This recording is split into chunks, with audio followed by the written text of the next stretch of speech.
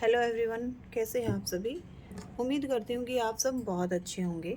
देखिए, मैंने कल आपको एक्सेल और डबल एक्सेल जो पैंट है उसकी कटिंग करना बताया था। आज मैं उसके स्टिचिंग के बारे में बताऊंगी। आज मैं उसकी स्टिच करते हुए मैं आपको थोड़ा थोड़ा दिखाती जाऊंगी कि उसको कैसे हमें सही तरीके से स्टिच करना है, आसन को हमें कैसे जोड़ना है।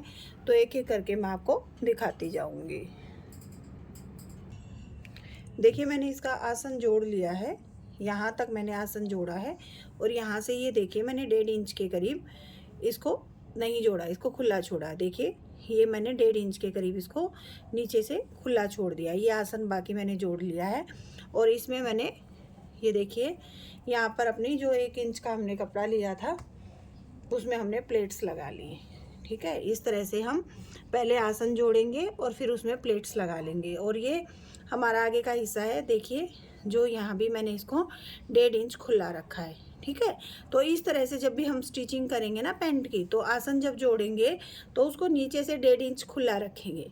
उसको जब लास्ट में हम सिलाई लगाएंगे ना, तो उसी के साथ हमें स्टिच करना है।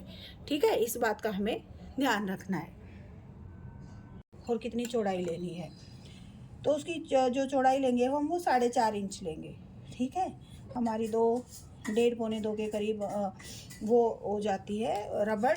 तो जब हम उसको डबल फोल्ड करेंगे तो इतनी ये चौड़ाई हमें उसकी चाहिए। ठीक है, 4.5 इंच हम उसकी चौड़ाई लेंगे। और लंबाई जो भी हमारी बेल्ट का आगे और पीछे का हिस्सा है उसको अच्छे से माप लेंगे और उसके अकॉर्डिंग फिर हम उसकी लंबाई लेंगे। ठीक है, तो ये 4.5 करके मैंने यहाँ पर 2 निशान लगा लिए हैं, ताकि मेरी दोनों साइड की आगे और पीछे की दोनों बेल्ट, पैंट की जो बेल्ट लगेगी उसके लिए कपड़ा कंप्लीट हो जाए। तो इस तरह से हम 4.5 पर निशान लगाएंगे। ये देखिए, अगर आपके पास कपड़ा कम है तो आप बीच में जोड़ लगा के भी पूरा कर सकते हो। ठीक है, तो मैं आज आपको एक नए तरीके से ये आगे की साइड भी हम बेल्ट की जगह कैसे रबड़ लगा सकते हैं, और हम पीछे तो हम रबड़ डालते ही हैं, तो मैं आपको दिखाऊंगी आज कि हम कैसे लगाएंगे। तो ये सबसे पहले हम 4.5 इंच की 2 पट्टियाँ कट कर लेते हैं।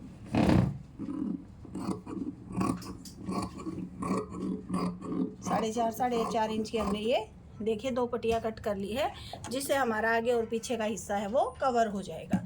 अब मैं आपको दिखाऊंगी कि हम किस तरह से इसमें रबड़ लगाएंगे। देखते हैं। ये देखिए फ्रेंड्स, मैंने जो हमने 4.5 इंच की जो बेल्ट कट की थी वो मैंने चारों साइड से अपनी पैंट पे जोड़ दी है। देखिए, ये बहुत अच्छे से जुड़ गई है। ठीक है, अब मैं आपको बताऊंगी कि इसमें हम फ्रंट साइड भी, सामने वाली साइड भी हम बेल्ट की जगह पर रबड़ यूज़ करेंगे, इलास्टिक का ही यूज़ करेंगे। और हम किस तरह से करेंगे, देखिए, जो हमारा आसन है उससे 6 इंच इस साइड और 6 इंच इस साइड, दोनों साइड से 6 इंच लूँगी मैं। ठीक है, ये हो गया हमारा 12 इंच। ठीक है, 12 इंच पे मैं 6 इंच इस साइड और 6 इंच इस साइड अपनी रबड़ डालूँ, ये इलास्टिक डालूँगी। तो 12 इंच तो हमारी ये हो गई। 12 इंच तो हम ऐसे सीधा डालेंगे। उसके बाद जो हम पीछे की साइड बेल्ट डालते हैं वो कैसे डाली जाती है, जो हमारा ये होता है, हमारा कमर का साइज़ होता है। जैसे यहाँ पर कमर का साइज़ 42 था, 42 था, तो हम उसमें से 6 इंच माइनस कर देंगे तो हमें मिल गया 36। ठीक है, 36 का हम हाफ करेंगे। 36 का हाफ कितना हो गया, 18। तो 18 इंच की बेल्ट और हम लेंगे, जो हिप के अकॉर्डिंग, सॉरी, कमर के अकॉर्डिंग ही हम लेते हैं। तो 12 इंच तो उसमें से हम, डिपेंड करता है कि आप अगर टाइट पहनते हो तो आप 7 इंच भी माइनस कर सकते हो, और अगर आप थोड़ा सा लूज़ रखना चाहते हो तो आप 5 इंच भी माइनस कर सकते हो। तो वो आपके ऊपर डिपेंड करता है, थोड़ा सा 1-2 इंच का। तो 12 इंच तो हमारा स्ट्रेट हो गया है, जो हमें आगे बेल्ट के लिए लेना, जहाँ पर हमें कोई खिंचाव नहीं करना है। ठीक है, एज इट इज़ ऐसे ही रखना है। उसके बाद 12 के बाद हमारा 18 इंच और लेंगे हम। ठीक है, 12 इंच हमारा यहाँ तक हो गया। 18 इंच, 12 और 18 कितना हो गया, 30। ठीक है, तो 18 इंच हम यहाँ तक लेंगे। ठीक है, ये हमारा आगे बेल्ट भी आ जाएगी और हमारी जो पीछे है इलास्टिक भी डल जाएगी। ये बहुत ही आसान तरीका है, आसान तरीके से हम अपनी बेल्ट और पीछे की इलास्टिक एक साथ डाल सकते हैं। तो इस तरह से करेंगे हम। उसके बाद क्या करना है, बेल्ट को ऐसे रखेंगे, ऐसे बेल्ट को हाफ में निशान लगा लेंगे। ठीक है, ये हमारा हाफ में निशान आ गया। दोनों साइड से हम उसको स्टिच बाद में कर लेंगे। ठीक है, तो यहाँ पे हम इस साइड से भी इस साइड से रखेंगे।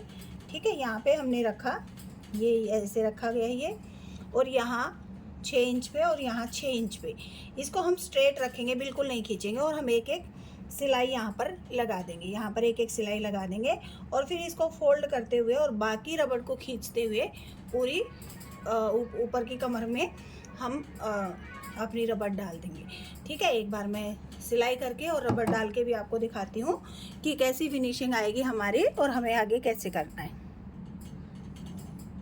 देखिए कितनी फिनिशिंग के साथ, कितने अच्छे से सामने वाली, आगे भी हमने इलास्टिक डाली है, ये वाली भी इलास्टिक है, बेल्ट नहीं है, कैनवस नहीं है, ये भी इलास्टिक है जैसे मैंने आपको पहले दिखाया था।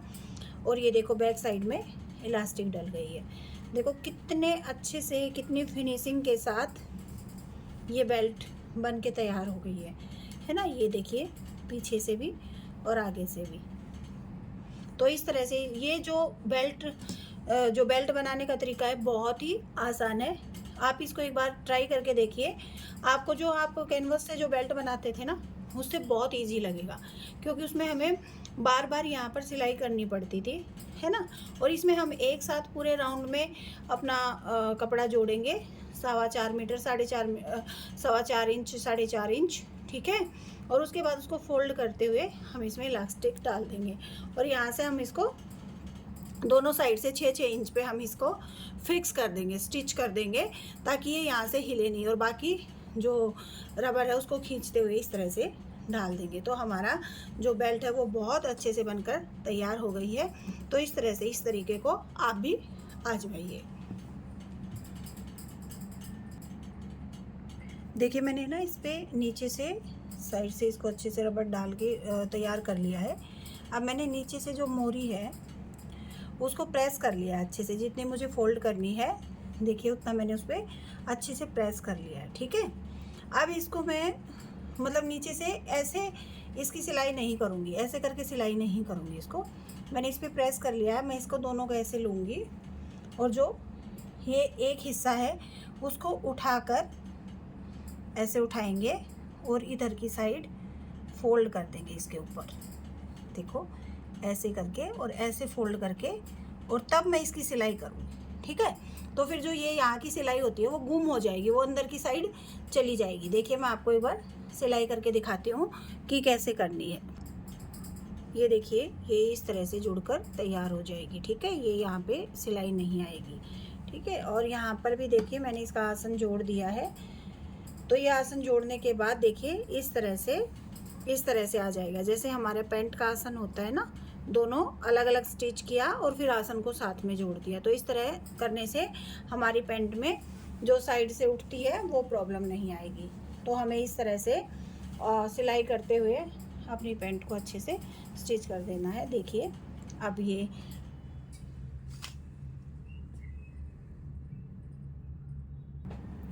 देखिए हमारी पैंट मतलब बन के तैयार हो गई है और इसका लुक भी बहुत अच्छा लग रहा है। ठीक है, अब इस नीचे हम इस पर तुरपाई कर देंगे और अच्छे से इस पर प्रेस कर लेंगे। ठीक है, तो मैं इसको एक बार आपको दिखाती हूँ प्रेस करके।